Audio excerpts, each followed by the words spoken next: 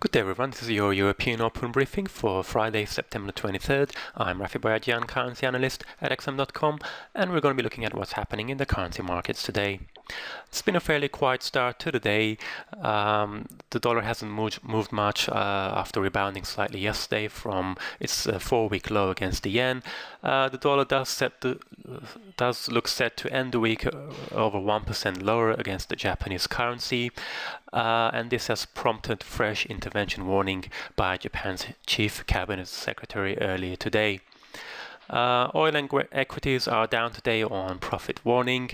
The main data today is the flash PMI readings from market.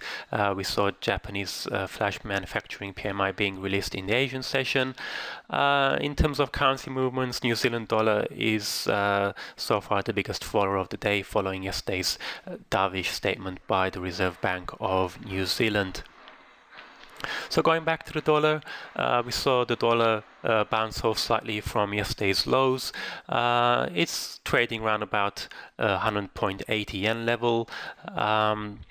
Although the Fed does look set to raise rates in December, it did on Wednesday release its latest projections, which showed that the FOMC members expect a shallower rate hike path than previously forecast back in June. The dollar fell to just above the 100 yen level. This prompted more intervention warnings by Japanese officials. The chief cabinet secretary told the press conference today that the government hopes to keep watching currency market moves ever more carefully, and if such moves persist, we'll be ready to take necessary action. Whether or not they will decide to act, well, that's a different matter.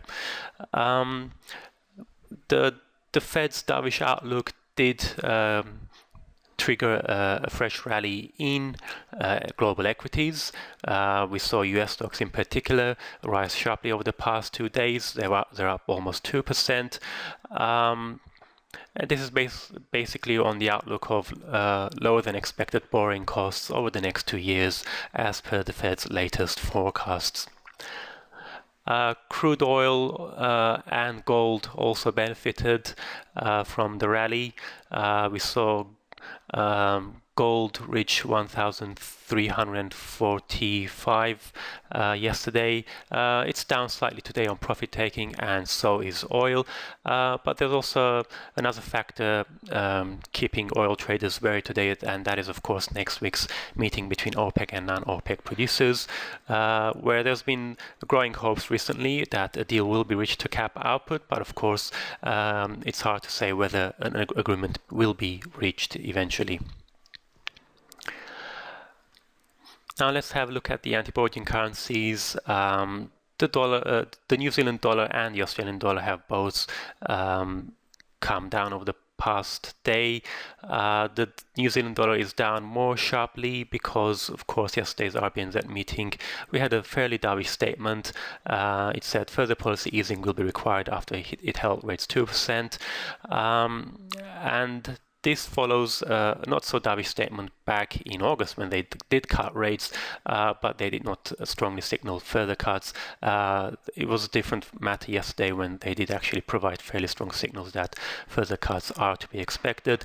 In contrast, though, the Australian dollar does have more support lately because the Australian economy is doing fairly well, and when the new RBA governor gave his testimony to the Australian Parliament this week, he reaffirmed the upbeat outlook on the Australian economy. So the expectations of a rate cut by the RBA have come down recently.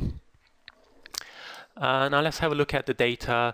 We saw the flash manufacturing PMI for Japan out earlier today. It rose from 49.5 to 50.3 in September. This was the first expansion in 7 months. Export orders were also up in September, and this could be a sign that growth in Japan is strengthening towards the end of the third quarter. We also had some Eurozone PMI. The French and German ones are already out.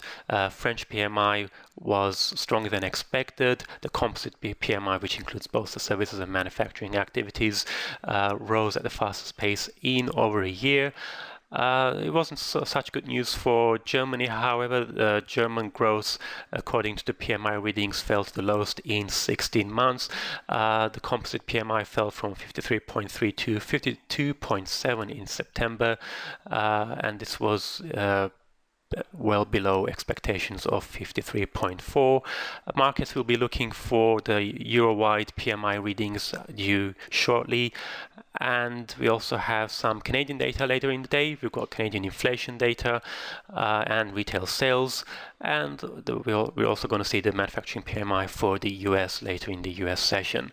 That's it from me today. Thank you very much for watching. Have a great day.